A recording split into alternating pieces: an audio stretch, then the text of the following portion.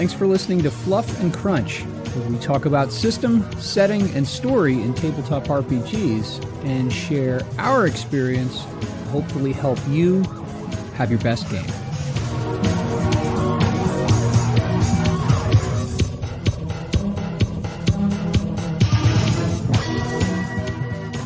Well, we are recording. How are you doing today, James? I'm doing great. How are you, Jeremy? I am well. You said you just had a stressful or very involved some coursework for your master's. Yes, I just finished a final that ended up being 23 pages long. So it took a good 2 weeks with a very stressful final weekend to get it done, but it's done now, and I get 2 months off before my next class. Excellent. So What class is it that you're finishing? I just finished. It's called Sources of the American Regime. So all about like what led up to America being founded. Okay. And so like ideas and models of thought and thinkers and what that fed into the founding. Yes, I read a lot of John Locke. I bet. John Locke had an overestimation of people's innate goodness, but that's just my rotten opinion. Anyway, okay, well that's cool. I'm glad to hear it. Glad to hear it. So you wanted to talk about, and I could use to talk about it because I've been actually dealing with some of this recently, not in a bad way, but just, dealing with it. I'm going to talk about encounter planning, but specifically non-combat encounter planning. We talked about combat encounters some. I want to talk about non-combat encounters. Where do you want to start? You want to define, I mean, it may sound silly, but do you want to define what a non-combat encounter is? Yeah, so I think defining the term is always a great place to start with it. And for me, at least in my experience with non-combat encounter, is I've taken that as any scene that you're doing where you are meeting a character or group or whatever that the characters are not already involved with.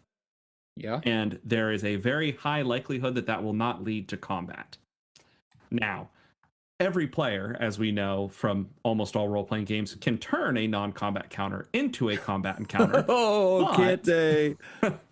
But generally, as a GM, my thought process for a non-combat encounter is, unless something goes really wrong, this should not lead to combat. Yeah, okay.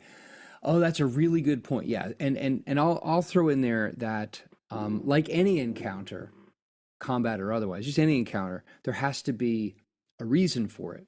If you the GM are planning it, you're sitting there and you're saying, well, this session, this is where we left off, this is where the story's going, to whatever extent that you are planning the campaign as, having a structured plot. That's what this applies to. And it has to have a reason. It's not just like, well, let's navel gaze for a while and maybe throw a roll in there. But you're right. Sadly, any encounter, no matter how benign, can turn into a bloody murder festival when you throw in players.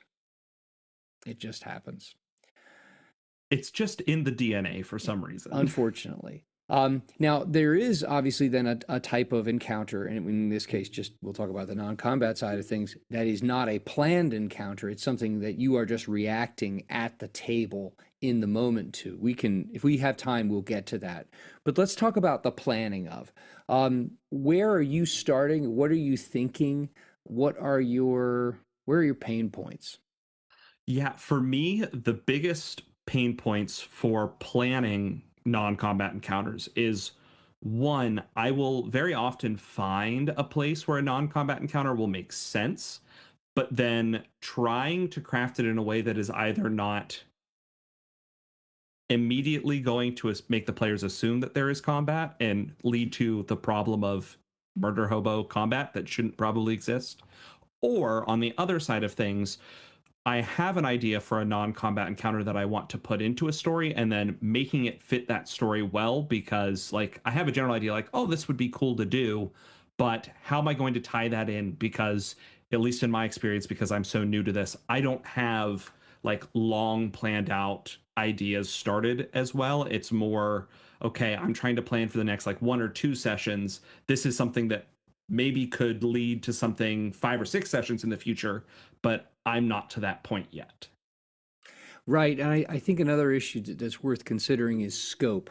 That is Hmm. the scope Mhm. of the non-combat encounter. And this is where it's challenging because sometimes we've all had the we've all had the challenge of you think up some kind of, say a social interaction. The heroes show up at the whatever, how's this? Actually, just recently, in my Star Trek Adventures campaign, the player characters, along with a bunch of other officers from other ships in their little fleet, all attended a strategic briefing, and there were jokes about like, great, we have meetings in PowerPoint in the future. We just cannot get away from that. But one of the things that I wanted to do was like the admiral gave this whole presentation. That was a bit of an info dump. And then she challenged these officers, listen, we need to come up with solutions. And then she broke the meeting, and the idea is they were just supposed to mix, so they could go talk to the officers from other ships and see like what kinds of things. Hey, I have this data here that you collected. Tell me what you're thinking about it, stuff like that. And that worked well. I mean, it put the players in a position where they, through their characters, had to interact with story content and then come up with ideas based on it. And so my vision for the scope of this was hopefully like, well, maybe this will take like half an hour at most of real time at the table as they mix around and things like that. And of course, I always had, the admiral could just call the meeting back to order when I got tired of, or I felt like they were starting to, navel gaze or get super fixated on the thing that has absolutely nothing to do with the plot that I've developed.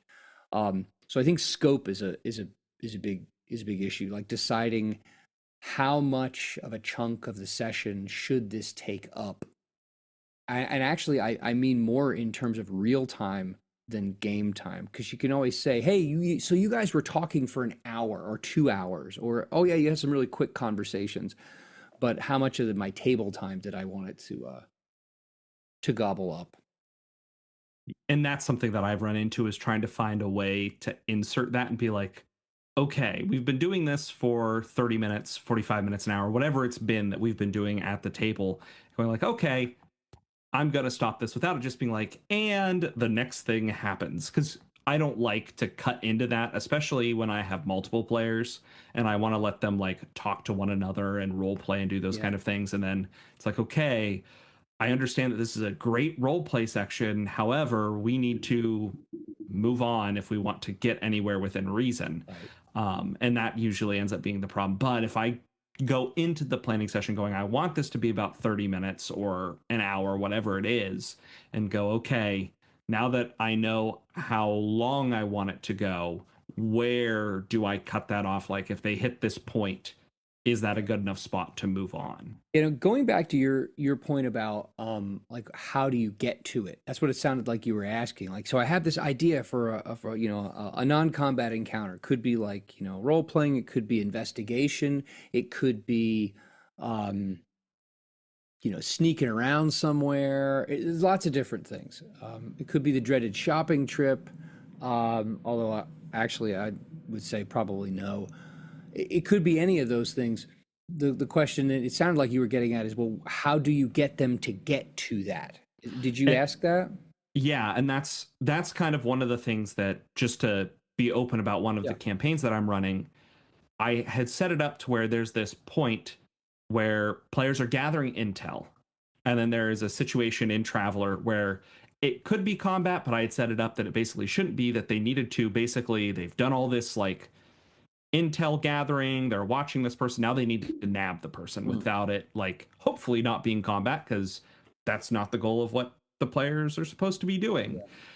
But the gathering intel took 2.5 hours, and I'm like, just do the thing. Like, this It's is the tough. non-combat. Yeah. I ran into this. That's a really tough and delicate problem. And if you're listening and you've had this trouble as a GM, like how do you get the players to step away from analysis and information gathering and choose to act. Because I have seen this again and again, and I've seen it actually, it's been really bad times when I've run Gumshoe, because Gumshoe as a system, if you're not familiar with it, and you're a little bit familiar with it, I think, as we talked about it, but in Gumshoe, you don't have to roll to gather information of any sort. You're an expert in whatever. So you just say, hey, I'm an expert in architecture. I have points in architecture. So I walk into this room. Are there any like secret, chambers or something like that? You don't roll. You just get the information. And what I found was that instead of that resulting in a focus on, okay, let's go get stuff done, the players just turned into these like bottom feeders, or they just went along, they just kept vacuuming up information. And I think, some players are just like, ready, shoot, aim. And others want to ready, aim, adjust, aim. They turn into like McClellan. They want everything to be perfect before they're willing to send the army into battle. And then it's like, but you're not doing anything. So that is a really delicate question. I've found solving that works a heck of a lot better if you create pressure on the players from within the story. Hey, you've been talking for 2 hours. You've only got, XYZ time left. Or in the case of Admiral Hebert at Narendra Station just says, okay, everyone get back together. I need some answers now. We need to move out. I think creating pressure within the story works better than saying, damn it, players, get off your butts and act. And I think part of the issue was I had written this part of the campaign before we had our first combat encounter section. So I don't think that I ever really thought about maybe I should put the self-destruct time button on this before I had written it. So then it became more difficult, which I can do in the future. I do have another question for you really quick. When you are planning out encounters, and this could be combat or non-combat, but I find it more important with non-combat, how do you lay it out? Because I find myself scrolling through information back and forth and covering different things to make sure because the players are asking me information about this is a non-combat encounter. I'm asking this person about this type of information because I'm talking to the shopkeep because I want to know who's come through here. I'm trying to find what type of information do we have? How do you keep track of all that? Do you just put it in bullet points? Do you write it on cards? You mean, how do you do okay, that? so let me make sure I'm clear on this, because I think this is actually this is really important. If I think you're thinking what I think you're thinking. So you have for example, the strategic planning meeting that they just had at Narendra Station. Okay, great. There's a bunch of information that other crew, the science officer on USS Venture has this perspective, and the chief medical officer on Bellerophon has this perspective or this information, and blah, blah, blah, blah, whatever. And for me, trying to build, this is a little side note, but one of the reasons I wanted to have this planning meeting is, one, I wanted to thrust the player characters into a position where the players had to, they were responsible for making some decisions, and they were in the spotlight because they had gone to this planet and experienced this stuff that the other crews had not. Now, the other crews had other pieces of the puzzle, so it also provided an opportunity. I'm trying to make the station and the other fleet, the other ships and whatnot, make it feel like it's more of an alive, the setting is alive. It's not just you on your ship, you, the characters. It's there are other officers, and I want to try to, it's really challenging, but trying to be oh yeah, Captain such and such, oh yeah, he's really impulsive, or the chief medical officer on this ship is like that. So we gave him an opportunity to role play through that. So what you're saying is, when I'm sitting down and I'm coming up with all these, this idea, there's a lot of information that I'm going to dole out to the players through the NPCs and scrolling feeds of sensor data and junk like that. Okay, where do I put that, and how do I make that? Okay, it depends. It depends on the level. No, it's a stupid answer, but it depends on the level of detail that is important to the story. So some of the stuff, like I know, well, I'm gonna have to describe what the planet looks like from, you know, a sensor probe. I don't need to write that down. I'll just make it up at like on the fly. Now, um, you've seen Star Trek Generations, right? Okay. Hmm. Remember the stupid Nexus wave that was like all the problems? Anyway, the Nexus wave. Yes, I do. You do. I thought Generations was not a very good movie, but that's beside the point. So the Nexus wave in our timeline had only happened about a year before all this stuff is happening. You know, because that's next generation era. And so I mentioned that these like tetraionic, whatever, gravimetric, blah, blah, blah, blah, blah, you know, gobbledygook power waves that are in this region of space bear a striking resemblance to the Nexus wave. And one of my players is very much a fan of Star Trek. And he was like, oh my gosh, but it was cool because he got it immediately. Then he put that into his character. So it depends on what needs to be, what do the characters need to know and the players need to know to make the story go, and what things will make the story extra cool. Those are the things I make sure that I decide in advance. The rest of the stuff is just generalities, and I make it up on the spot for the most part.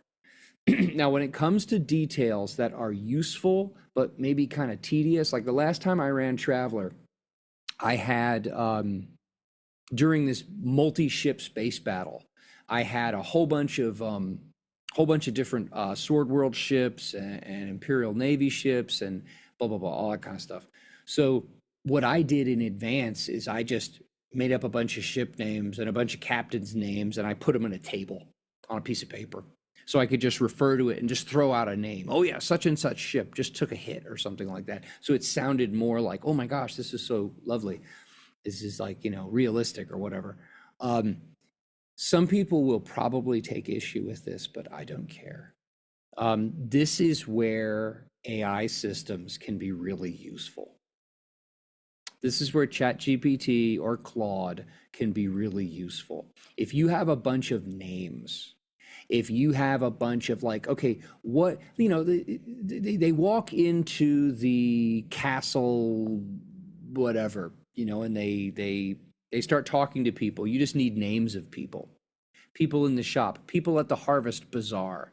If you have a character all of a sudden wants to role play, just go to ChatGPT and say, I'm a I'm a game master for a fantasy world. Generate 10 male and 10 female names that are of like Germanic or Nordic sounding, and just have a list ready, and then just next to each write like shopkeeper or whatever, you know, do that then you're feeding information that fleshes out the moment and makes the world feel more useful, but you've already made all the decisions about, I mean, really that's just fluff information. It just adds to it. But the story stuff, like I'll put it on, what I do is I have an outline that's sequenced in the order I think that we're probably going to go. And I make them pretty concise. So like one session will be maybe 2 pages or maybe a 3-page outline on the outside. And that's what I use at the table. And I found that much like taking notes, like for a graduate class, when you take the time to take the notes and you sequence the notes, you don't actually have to refer to the notes that often because you already know what so I do like a 2-column Word document with, and just to keep it really tight. So it's more like it jogs my memory more than I'm referring to it, because I actually don't want to be like this during the session. Right. No, that's perfect. That's what I was asking. And just kind of to follow that up, do you ever layer information in things like this is general information that they can get from something, and then a role will get them more? Yeah. Okay. Yeah. Like, so in a general sense, my first layer, I'll use that terminology, and that makes sense. I like that. The first layer of information is what anyone with their eyes open and ears open walking into a space or would know or would notice. Or if you're from whatever, you know, like I actually put together for the Star Trek Adventures campaign a couple of months ago, I put together a slideshow, and this is where I got the hard time about great PowerPoint in the future. But I put together a slideshow and I formatted it to try as best I could to look like an LCARS interface. And it was, this is your briefing document now that you've been assigned to Narendra Station. And I showed it on a big flat screen that I've now got in the garage. So it was like, okay, you're on your way to Narendra Station. Here's this like 10 slide thing that like, here's Admiral Hebert. And it's like as if it's from her. And it has a picture of her, like, welcome to Narendra Station. You're going to do a great job here, you know, soldier. And here are the ships that are assigned to, and here's your mission, and here are the problems, and here's our diplomatic challenges, and blah, blah, blah, blah, blah, blah, blah.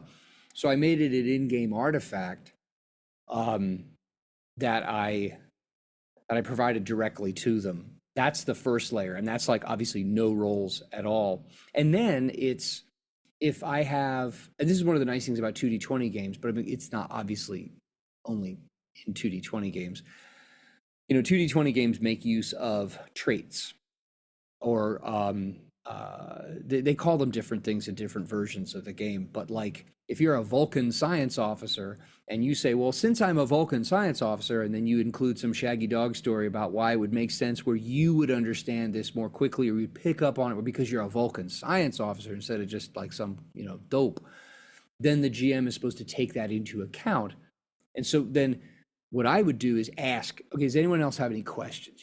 You're in this briefing room, you're in this this cave, you're in this strange you know, alien ruin, and there's energy arcing around you, and there's a big 5-sided obelisk floating in the middle of the room. I didn't make that up. That's all was in the story stuff. And then based on the characters, you know, what they are, they will just ask questions, and then I'll answer questions based on, you know, feels. You know, usually the science officer is going to ask sciencey things, and the security one's probably going to ask more like security things. So I will take that into account and feed them information that I'm of course telling everybody.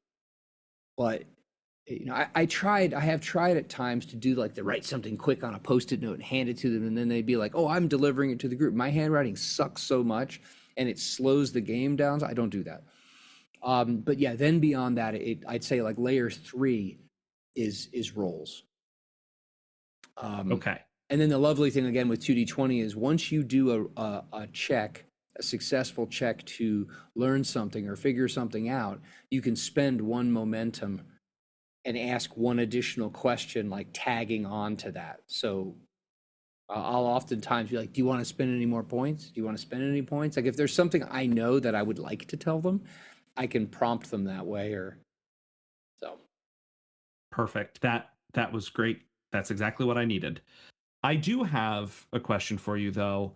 When balancing combat and non-combat encounters, sometimes I feel like it's either I run into sessions where I have non-combat encounter followed by non-combat encounter followed by non-combat encounter, or non-combat encounter, combat encounter, non-combat encounter, combat encounter, where it's just like it's either just all of one or just constantly going back and forth, which can be tedious because generally combat encounters take longer, not always, but more often than not, which then can lead to issues of people sitting there being like, we've been playing combat nonstop all session. Or you get the one player at the table who's like, I want to blow up something. I want to kill something. Yeah.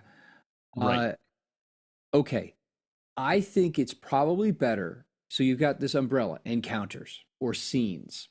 Let's say same difference.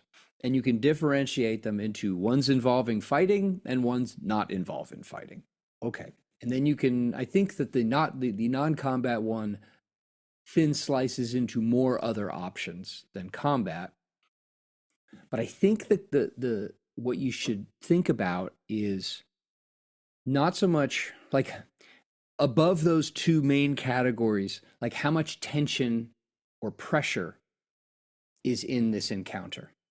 Because I mean, I think that, you know, I've had especially with Star Trek Adventures, where, you know, the assumption and there is a driving pressure in the game, and there are mechanical expressions of this, to be Starfleety.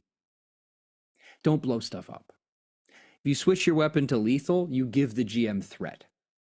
You know, like if I as the GM want the Klingons to show up with batleths, I have to spend threat. Like you have to buy yourself to murder, because you're not supposed to do that. You're supposed to. We're one big happy Right. fleet. Um, so I've had plenty of sessions where there's no fighting at all. There's no combat at all, but these so then they're all non-combat encounters, but are they tense, and is there pressure? Is there something, is there immediacy? I think that's the killer, actually. Like combat encounters combat encounters can get very tedious if it's just like ROLL, and then people are checked out when it's not their turn, that kind of thing. But non-combat encounters can get tedious when there's no tension. There's no pressure. There's nothing that's like pushing or pulling the players to like you have to get this done, or you can't do that, and so I think when it comes to balancing, you should ask yourself, okay, in this non-combat encounter, is there pressure on the players? Like, okay, they're let's say they've disguised themselves as people they're not, and they've gone to some like highfalutin social occasion that they shouldn't be at because they need to find some information. So the pressure is we have to stay in disguise, we have to stay hidden, and we have to find out the information we need. And we really should do it quickly, because at some point someone is going to do something stupid like grab an hors d'oeuvre off the buffet table with his hand instead of the correct little fork, and their cover is going to be blown. So I think I think you're right that going back and forth, that becomes kind of boring. But if your non-fighting encounters have tension and there's some pressure, if you can create some anxiety, or even better, like evoke or provoke rather a drive from within your players, we want to get this done, then the issue of balancing one versus the other, or having some kind of a vision of like a proper balance of that's not an issue. Now obviously if you have players who like they really love hacking up things now again, or you just know, like you can just sense it at the table, you're like, yeah, Jacob needs to kill something, and then Right. you just surf the table as it is and you do that. But yeah, I think tension, pressure, or you provoke something in the players that they have a drive themselves, I think that changes. If you look at it from that perspective first, it changes how you go about building those non-combat scenes. Perfect. I think that's all the questions that I had for non-combat encounters. Well then, how do you handle of course travel, you don't have to worry about this at all, experience? Like if you were think Oh, about this, because there are some games and this is one of the things that I kind of lost me on. It was one of the several things in Pathfinder First Edition that just got old for me, is the relentless um, like service given to gathering the proper amount of experience so that you can be at the proper level to then go to this next thing. Um, how if you were running a game that had that baked into it, how would you go about determining that? so I've learned two different techniques with it, like leveling systems, that I really enjoy from two different GM friends from playing with them. One of them is, we're just going to cut experience and you are going to level whenever I tell you as GM, which works great It does. in a very like story driven, not quite railroad, but like we have definite points where we're going to hit throughout the story, Yeah. which can be anything that just is a pre-written adventure. Or if you've made the adventure and you're like, I want to hit these 5 points on the way from beginning to end to get to where I want the story to be, Yeah. it works good. If you are dead set on using XP, one of the well, it's my solo campaign that I've done with a friend of mine for a very long time. Yeah. One of the things that he does to balance that is, one, I generally am not I'm going to attack everything I see to gain experience type of player. But even in prepping for this, we kind of determined that if the thing is not actually going to pose any threat to the players, like there's really no chance that this is going to go poorly for you, you don't get XP from the encounter.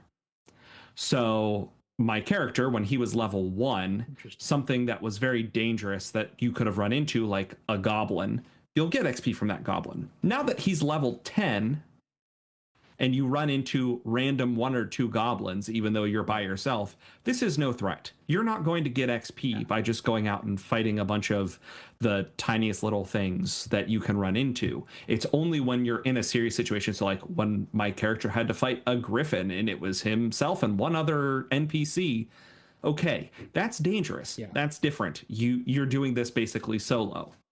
That's somewhere where Or you can the get goblin XP. brings all his cousins and their cousins, and yeah. Exactly. Or like if my character got ambushed by a bunch of goblins by himself, okay. Him and his party of 3 or 4 NPCs, maybe not. Like even 20 goblins, that's not much of a threat anymore. That makes a lot of sense as a way to, and I mean, then you're looking at the, if like say 5e, you're looking at the, based on the CR, you can say, okay, this is how many experience points you get out of it. But that's actually if the encounter does not involve risk, and isn't in some way actually challenging, then you are actually not growing from that. I so rarely play level-based games now that I mean virtually all the games I play now are skill-based. And so doling out experience, now that's a whole different animal because you're not doing like level, like story-based leveling. Okay, everyone hits level 3 now because this makes sense. Instead, you're just looking at how people operate within a given session, and then you're doling out experience, and then over time, as they tweak things on their characters, you just have to stay a little bit on top of that to go like, okay, if I want this to actually be challenging for you, because we've been playing for a couple of months, and I know your characters are better, but you're all over the map in terms of what better means for each of you. That can be.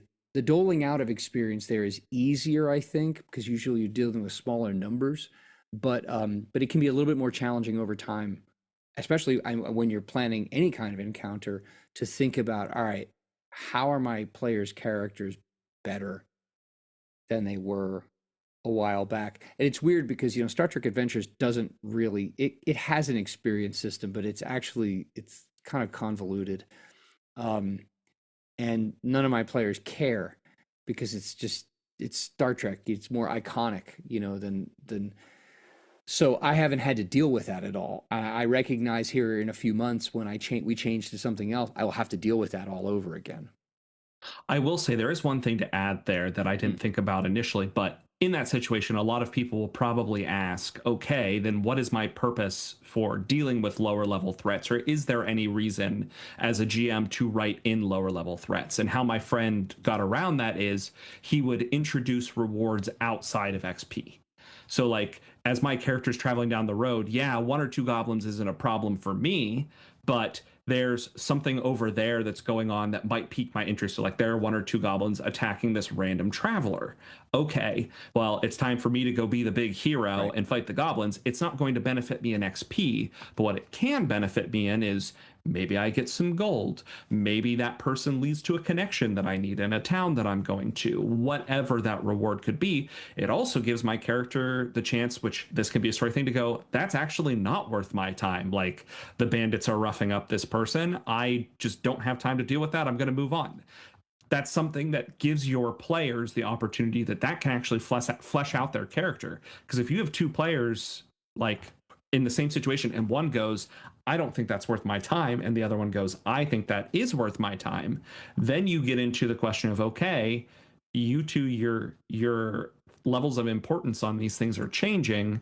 How are your characters going to respond to that? Is one just going to go along even though he thinks it's a waste of time? Is he going to try to pull the other person and say no, like, and then you let actually the police have deal with this? You have some character-based role playing, which could be really cool. Exactly. And I think that is another good thing also to introduce, like that there are benefits outside of XP, like to use Dungeons and Dragons, hitting level 20 is not the only thing that marks your character as being great. Like, hey, you go save this merchant who you had no idea to know this, but now you get a bag of holding. Like being able to put things like that where there are other benefits if you seek out things that are beyond just experience, then you get players thinking, okay, Like, yes, this is an experience thing. I want to get experience to gain levels, but there are other benefits that I can get through these encounters. Yeah, I agree.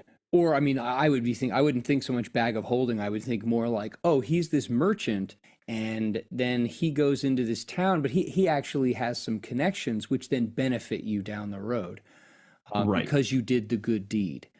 So so talking about wrapping up, talking about non-combat encounters. What are our big takeaways? What are the things that we would want to huck at people and say, remember these things? For me, I picked up three things. Number one, make sure you outline, and when you do it, probably do less than you think, because you will be able to figure out more in the moment than you really need to. I will say, make sure you have some way of taking notes as you're doing it in the Hmm. moment, though, because you never know how that's going to come back and bite you in the butt later if you don't take notes better than your players. Number two, don't stress very much about balancing combat versus non-combat. Just make sure that you're making everything engaging. Yeah. And that's probably something that I need to do better with as a GM, just because I know what's engaging for me, and that's not always the same for everybody else, Sure. and finding out the way to balance that. And then number three, when you're planning a non combat encounter, make sure that it has a purpose in the story. You're not just doing this because, well, I've done 3 combat encounters and this doesn't make any sense, but I'm throwing it in there, so we're not rolling a bunch of dice. Make sure that there is something behind it that really is going to benefit the story. And I've found myself in the position, looking back in retrospect, where I've done that, where I've, oh, we've been doing a lot of fighting. Okay, so we need to do something that's not fighting, but and then it isn't, but then I didn't actually make a connection as to like why is this going on? Why does this fit in the story? And I'll just go back to I second all those things, and I'll just go back to my piece. Like, how do you make it interesting? How do you make it compelling? There has to be either something that's they're risking, or there's got to be some tension, or something is pushing them or pulling them, or as I said earlier, preferably your players get into their characters enough that they decide we need to go get this done. Um, Yes. like I had years ago running Pathfinder Kingmaker, in the second book of that adventure path from Paizo. And this is after the player characters have settled their piddly little fledgling kingdom, and they've got a town, and it's almost like a triggered event. That what happens is this bard, Grigori the Bard, comes in from afar, as frickin' bards do, and starts like getting popular, and he's telling stories and singing songs like bards do. But what he starts doing is talking trash about these new rulers, and what he's trying to do is, stir up some discord among the ne'er-do-wells and the natural, like, your flat earther types that are, just the angry types that never want to follow whatever, whoever's in charge, they're going to knee jerk against it. So what he's trying to do is stir up discord. And it's not evident, but behind the scenes, he has actually been paid by some petty ruler like 2 kingdoms over to come and like see, all right, how are these clowns gonna, these new folks, how are they gonna respond? And I remember there was this was, we've been playing for a couple of months, and my players were starting to feel very like connected to their little fledgling kingdom. They'd given it a name, and they had a name for their piddly little castle. They were starting to feel like a sense of ownership, which was really great, because then I could hurt them. I could take things away from them and like burn something, or oh, the nice blacksmith. Well, he disappeared in the woods, and they're like, oh, dude, we liked him. Anyway, so there was this whole. They spent a bunch of time figuring out like how are we going to deal with this guy, and how are we going to like outmaneuver him, because we have laws, and we've said we're a nation of laws, so we can't just go hack his head off, because that wouldn't be with the. So they were driven by their own the assumed self-interest through their characters, because they had taken the time to actually get to know and get into their characters.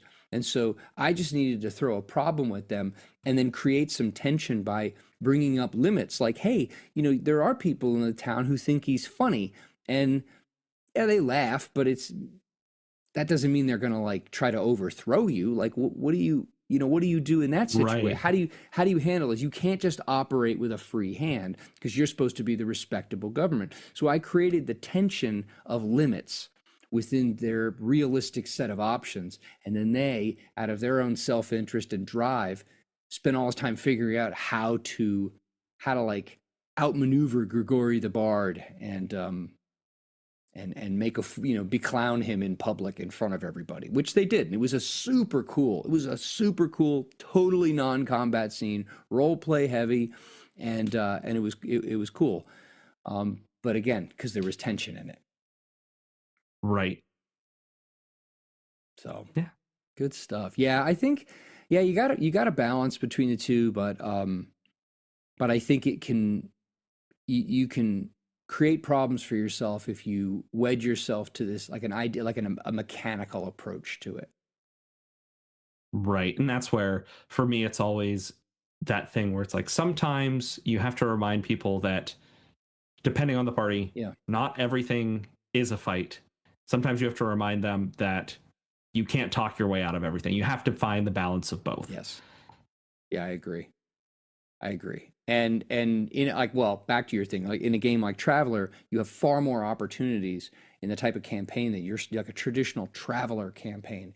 You have a lot more opportunities to do that. But what's neat is you can breathe a whole lot of like refreshing air into a more traditional RPG like D&D when you create those moments and you remind the players, you don't actually have to just hack it to bits. Right. And that's where I found that it's really nice to take a little break from one system and go to something else, then come back, because you don't get right out of that mindset immediately. And it makes it very fun to be like, oh, even though I'm back in this other system, I'm still carrying over some of the stuff I did from the one we just did before. And that's great when you're doing a short campaign or an adventure or just a few one shots in a row of a different, even like not even just like system, but style of setting. And that can make it really fun. Yeah, I always encourage people to play different games. And I mean, I understand, like, there are a lot of people who they feel like I've invested time and effort and brain power and money into this. This is my game. I'm going to play it. But yeah, when you play different games, different systems and different genres and settings, it's not just the same thing with different costumes. It really is different. Yep. Right on. All right. I think we've solved all the world's problems in terms of non-combat encounters. Hey, that works for me. All right. Thank you, as always, for listening to Fluff and Crunch. You can subscribe to the podcast. You can subscribe to the YouTube channel, all through the links in the show notes.